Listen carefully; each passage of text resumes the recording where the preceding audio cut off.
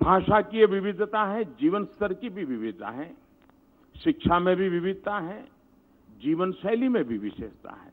और इसलिए एक ही डंडे से सबको हाँका नहीं जा सकता, और इसलिए विकास को हमने मल्टी लेयर बनाने की दिशा में इसमें हमने समाहित करने की पूरी कोशिश की है। गांव हो, शहर हो, अगड़ा हो, पिछड़ा हो, दलित हो, पीड़ित हो, शोषित हो, वंचित हो, आदिवासी हो, पुरुष हो, महिला हो, नौजवान हो, सीनियर सिटीजन हो, हर एक को एक प्रकार से मल्टी लेयर हमने इसकी सबको एड्रेस करने की कोशिश की है। दूसरा हमने प्रयास किया है मल्टी डायमेंशनल, जैसी जहां आवश्यकता उस प्रकार से हम आगे बढ़ना चाहते हैं। एक ही खांचे में, एक ही सांचे में, एक ही ढांचे में चीजों को समाहित करके हम परिणाम नहीं ला सकते हैं। राजनीति चल सकती है, लेकिन देश नीति चलाने के लिए, देश को आगे बढ़ाने के लिए हमने मल्टी डायमेंशनल लेवल पे काम करना होता है। उसको हमने इसमें लेने का पूरा प्रयास किया है। अब जैसे उदाहरण के लिए, आने वाले दिनों में भारत के सामने जो कुछ कठिनाइयां नजर आ रही है, जैसे पानी, खास करके मैं आज जब तमिलनाडु की गहराई में जाता हूं तो ध्यान में आता है कि आने वाले दिन कितने संकट वाले जा सकते हैं। राजस्थान, गुजरात जैसे प्रदेश सदियों से पानी के अभाव में जिए हैं, उन्होंने अपने रास्ते खोजे हैं, लेकिन आज भी देश के कई प्रदेश हैं, उनके लिए भारत सरकार ने गंभीरता से सोच करके समस्याओं का समाधान करना होगा और एक लंबी योजना से करना होगा। और इसलिए हमने सोचा है कि देश में पहली बार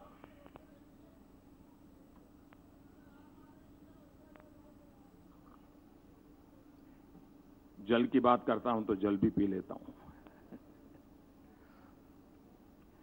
हम एक अलग जल शक्ति मंत्रालय बनाएंगे।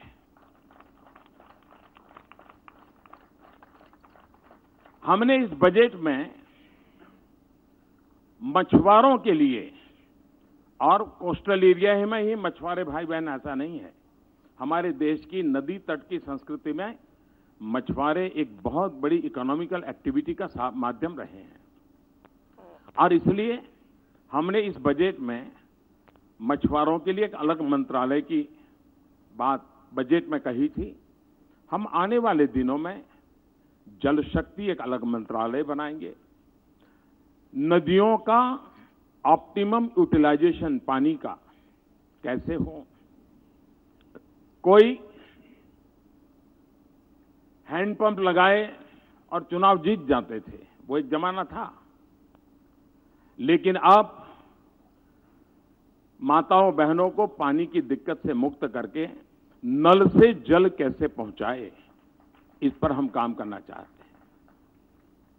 हम पानी के संबंध में एक स्पेशल टास्क फोर्स, एक मिशन मोड में रचना करके उसका हम एक बहुत बड़ा बल देकर के काम करना चाहते हैं।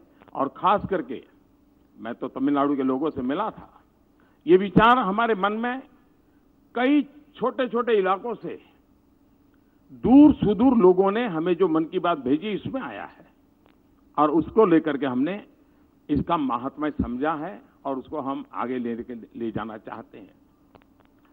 हम लोगों ने 2014 से 2019 हमारे सारे कामों को देखेंगे। ये बात सही है कि कोई भी सरकार होती है, बहुत लोगों को बुरा लगता है क्योंकि उससे कुछ लोगों के जो मूल एजेंडा है उसको तकलीफ होती है, लेकिन ये सही है कि गई बती हुई सरकार और हमारी सरकार का मूल्यांकन तथ्यों के आधार पर होना चाहिए। और 2014 से 19 अगर एक शब्द में कहना है तो हमारे सभी कार्यों की रचना के मूल में सामान्य मानव की जो आवश्यकताएं हैं उसको एड्रेस करें। हमारे सारे कामों को उसको हमने बल दिया। लेकिन देश जिस उमंग और उत्साह के साथ, सपनों के साथ चल पड़ा है, जो काम 50, 55, 60 के कालखंड में होना चाहिए था, वो मुझे 2014 से 19 के बीच में करना पड़ा है। लेकिन उसके अनुभव के आधार पर, उस सफलता के आधार पर इस बार हमने पहले आवश्यकताओं को ध्यान में रख करके शासन चलाया, अब सामान्य मानवीय की आकांक्षाओं को लेकर के हम क्या कर सकते हैं उसको घोषणा पत्र में लेके आए हैं। आवश्यकताओं की पूर्ति अपने आप नई नई आकांक्षाएं जगाती है। आपने देखा होगा, हमने एक हिंदुस्तान का पूरा मैपिंग किया सब डिस्ट्रिक्ट का, और देश में करीब 150 डिस्ट्रिक्ट ऐसे निकाले कि जहां मिनिमम कुछ चीजों पर और बल देने की आवश्यकता है। हमने एस्पिरेशनल डिस्ट्रिक्ट एक स्ट्रेटेजी वर्कआउट की, हमने उसको काम किया। हमने तय किया कि पश्चिम भारत और पूर्वी भारत दोनों बराबरी कैसे करें, पूर्वी भारत को बल कैसे दे, और उसमें हम काफी कुछ आवश्यकताओं को एड्रेस कर पाए हैं। अब आकांक्षाओं को एड्रेस करने की दिशा में हम आगे बढ़ना चाहते हैं। तो एक समग्रतया भारत के विकास को लेकर के हम आगे बढ़ने के लिए चल जाए। एक और हमने विषय लिया है, आजादी का आंदोलन। देश में सैकड़ों साल की गुलामी के दरमियान कोई वर्ष ऐसा नहीं रहा है हिंदुस्तान का कोई न कोई कोना आजादी के लिए लड़ाई लड़ता रहा है।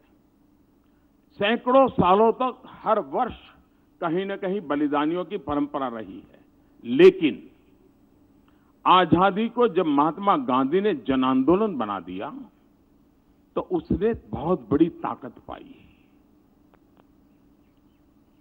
जैसे आजादी पाने में जन आंदोलन एक बहुत बड़ा सशक्त माध्यम बना।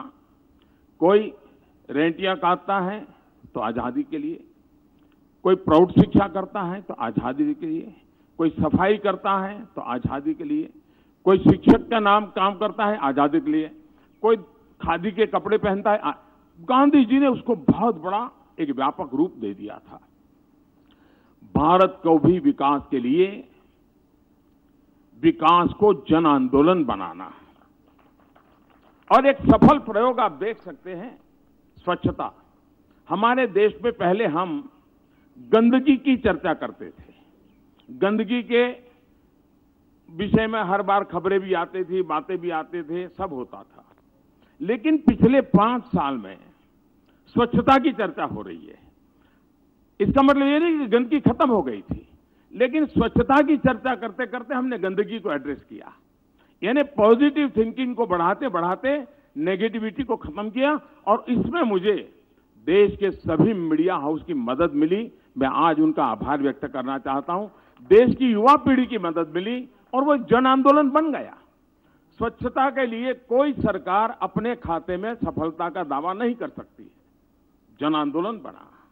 जब जन आंदोलन बनता है तो कितनी बड़ी सफलता मिलती है। और इसलिए हम विकास को जन आंदोलन बनाने की दिशा में केंद्रस्थ विचार लेकर के चलना चाहते हैं।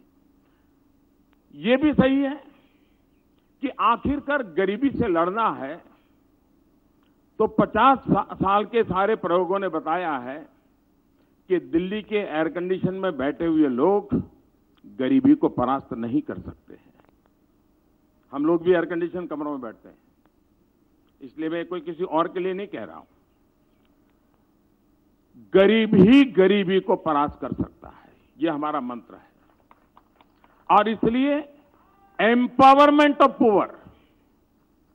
अब जब हम गरीब को घर देते हैं तो उसकी आवश्यकता पूरी होती है, नए एस्पिरेशंस जगते हैं और वो उसके लिए सोचता है अब घर मिला है तो कर्टेन के लिए थोड़े पैसे बचाओ। वो सोचता है मेहमान आएंगे तो 2 चेयर के लिए पैसे बचाओ। उसका दिमाग बदलना शुरू हो जाता है। चीजें मैं छोटी बता रहा हूं, लेकिन मैं धरती का इंसान हूं, इसलिए बदलाव को बड़ी बारीकी से देख पाता हूं। और इसलिए empowerment of citizen and particularly empowerment of poor इसके लिए हमने बल दिया है। दूसरा, हमारे देश में एक सोच बनाई दी गई कि भाई जनता को कुछ भी दो कम पड़ता है, जनता को कुछ भी दो कम पड़ता है। ये मैं समझता हूं कि देशवासियों का अपमान है। हमारा देश ऐसा नहीं है जी। बार लाल किले से मैंने कहा था कि जो संभव हो अपनी गैस सब्सिडी क्यों नहीं छोड़ते हैं, और मेरा देश गर्व के साथ कह सकता है 1.25 करोड़ से ज्यादा परिवारों ने गैस सब्सिडी छोड़ दी। हमने रेलवे के रिजर्वेशन के फॉर्म में लिखा था कि आप सीनियर सिटीजन हैं, आप रेलवे यात्रा में कुछ भी पाने के हकदार हैं, सब्सिडी पाने के हकदार हैं, लेकिन अगर आपकी आर्थिक स्थिति ऐसी है कि जरूरत नहीं है तो आप इसको छोड़ सके तो अच्छा होगा। छोटा सा वाक्य उस रिजर्वेशन फॉर्म में लिखा है। आप हैरान हो जाएंगे, मेरे देश के 50 लाख से ज्यादा सीनियर सिटीजन ने सब्सिडी लेने से मना कर दिया और पूरी टिकट से ट्रैवलिंग किया। देश के अंदर ये जो ताकत है, हम उसको एड्रेस करना चाहते हैं, हम इसको बल देना चाहते हैं, हम नागरिक पे भरोसा करना चाहते हैं। हम नागरिक के ये जो, क्योंकि हम ही देश बड़ा बनाना चाहते नहीं है, हिंदुस्तान के 130 करोड़ लोग भी देश को बड़ा बनाना चाहते हैं। और इसलिए हमने हमारी सारी योजनाओं में नागरिकों की शक्ति है, उस शक्ति को हमारे विकास का आधार मानने का ये इस पत्र में हमारे कार्यक्रमों की रचना के केंद्र बिंदु में दिखेगा। हमारे देश में भ्रष्टाचार की चर्चा बहुत हुई है। शासकीय व्यवस्था में भ्रष्टाचार को कंट्रोल करने में हमने बहुत सफलता पाई है। Good governance, easy governance, transparent governance, accountable governance, responsible governance, इन सारी बातों को बल देते हुए शासन व्यवस्था में हमने कई रिफॉर्म्स किए हैं। हमने कई अधिकार बहुत नीचे तक हमने दे दिए हैं ताकि अकाउंटेबिलिटी बढ़ रही है। लेकिन टेक्नोलॉजी ने बहुत बड़ी मदद की है ट्रांसपेरेंसी में।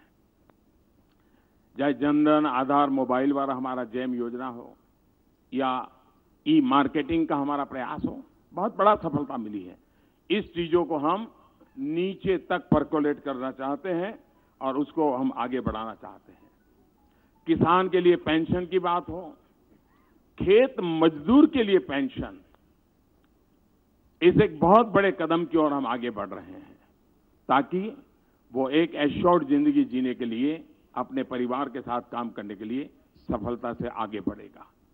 ऐसे अनेक विषयों की चर्चा आज यहां पर हमारे साथियों ने की है, लेकिन मैंने पहले ही कहा, सभी क्षेत्रों में जब हम बात कर रहे हैं तब ये हमारा संकल्प पत्र, ये सुशासन पत्र भी है, ये हमारा संकल्प पत्र राष्ट्र की सुरक्षा का पत्र भी है, ये हमारा संकल्प पत्र राष्ट्र की समृद्धि का भी पत्र है।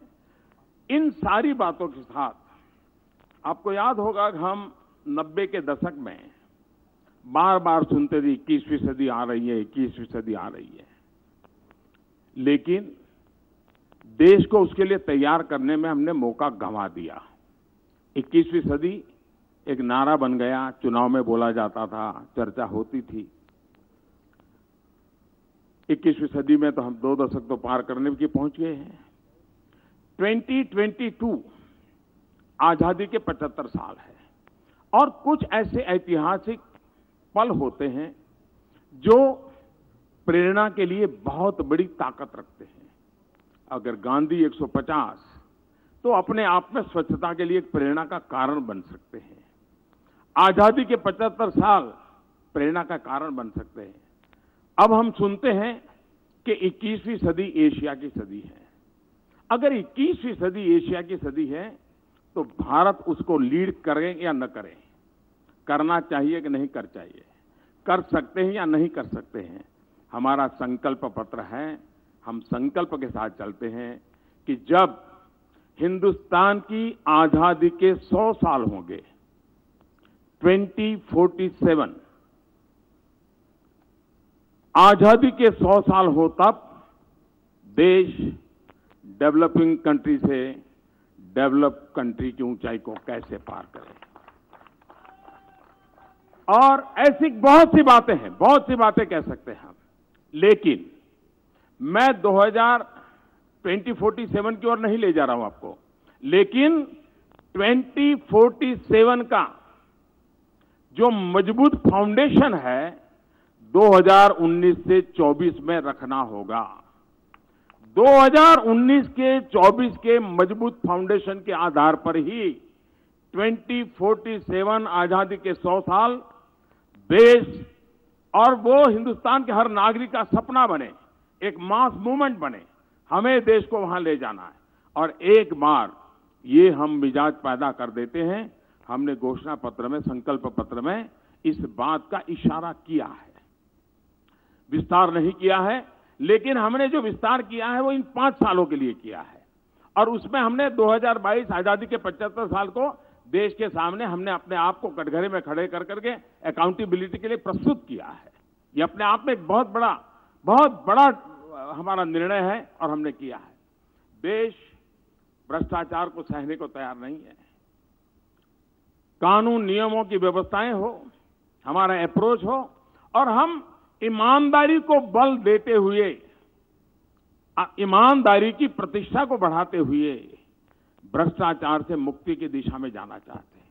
हमने देखा होगा कि 19वीं शताब्दी में हमारे देश में जो सामाजिक बुराइयां आई थी, बहुत बड़ी मात्रा में बुराइयों ने समाज को जकड़ लिया था। उस समय के नेतृत्व ने, एक तरफ आजादी का जंग चल रहा था, लेकिन 19वीं शताब्दी में ज्यादातर सामाजिक सुधार के अभियान हुए।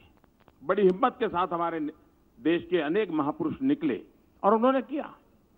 आज समय की मांग है कि हमारी खास करके राजनीतिक व्यवस्था में, शासकीय व्यवस्था में जो बुराइयां घर कर गई है, 19वीं शताब्दी में सामाजिक बुराइयों के खिलाफ जिस प्रकार से एक जन चेतना का आंदोलन चला, आने वाले दिनों में इन एक निश्चित फ्रेमवर्क की व्यवस्थाओं के भीतर इस प्रकार की जो बुराइयां घुस गई हैं, उसके खिलाफ कदम भी लेने हैं, नीतियां भी बनानी है, निर्णय भी करने हैं, लेकिन जन सामान्य का दबाव भी बढ़ाना है, एक जन आंदोलन भी करना है, सुधार के संकल्प की ओर जाना है और उस दिशा में भी एक सकारात्मक विचारों को लेकर के हम देश को आगे ले जाने की दिशा प्रयास करते हैं। गांव, गरीब, किसान हमारे इस केंद्र में है। देश के नौजवान वो आने वाले 5 साल में 2047 का भविष्य तय करने वाले हैं और इसलिए देश के नौजवानों को उस प्रकार से परवरिश हो, देश के नौजवानों के लिए उस प्रकार के अवसर, जिसमें हम कहें 100 लाख करोड़ रुपए का इन्वेस्टमेंट, एग्रीकल्चर में 25 लाख करोड़ का इन्वेस्टमेंट, ये अपने आप में बहुत ऊंचे लक्ष्य लेकर के हम चल रहे हैं, जो पूरी व्यवस्था को, आर्थिक आधार को एक नई ताकत देंगे और एक ऐसा परिवेश जो हिंदुस्तान इस 5 साल में ऐसी स्थिति में ला देना है ताकि वो 2047 की आकांक्षाओं को अपना सपना बना ले और सपना बना करके हम उस दिशा में सरकारें आगे बढ़े। उस बात को लेकर के एक फाउंडेशन का काम भी हम इसके साथ साथ करेंगे। आकांक्षाओं को पूर्ण करने का सपना लेकर के हम आगे बढ़ रहे हैं। मैं फिर एक बार इस संकल्प पत्र की रचना में जिस टीम ने काम किया है उनका अभिनंदन करता हूं। मैं बारीकी में छोटे छोटे प्रोग्राम की रचना में नहीं गया हूं। एक मूलतः राष्ट्र को आगे 5 साल में किस दिशा में जाना चाहिए, बैक ऑफ द माइंड मेरे मन में क्या विचार रहते हैं, उसको मैंने अभिव्यक्त करने का प्रयास किया है। मैं फिर एक बार आप सबने जो कुछ भी सहयोग दिया है उसके लिए आपका धन्यवाद करते हुए मेरी वाणी को विराम देता हूं। धन्यवाद।